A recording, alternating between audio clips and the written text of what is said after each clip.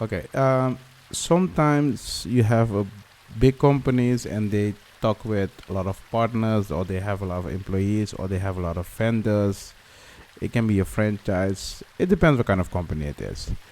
The thing is, for this type of company, it's important to have an ethic policy, because you will tell the people that when you do something, you need to follow these type of rules, because some people may go too far. Sometimes there will be discrimination of workflow, or sometimes people will be like, I'm gonna do it with this person because of this.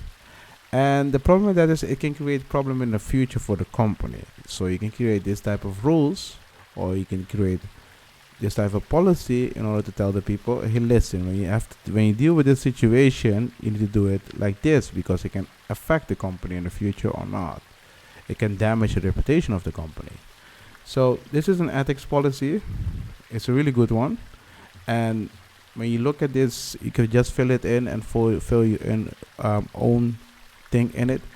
But if you have a company and you want something specific for your company, and most of you guys do, because not every company is the same, you can just contact me. Just go on the Discord, press the link, go on the Discord, and then ask me a question, and I will see if I can help you. If I cannot help you, I will refer you to the right person.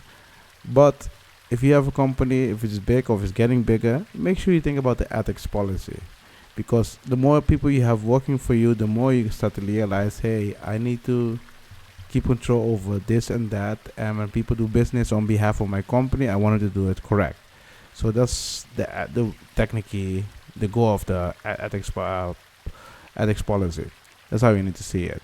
If you have question about it, just go on Discord and ask me. If you're new to the channel, subscribe. Seriously, subscribe. It's for free. I will see you in the next video.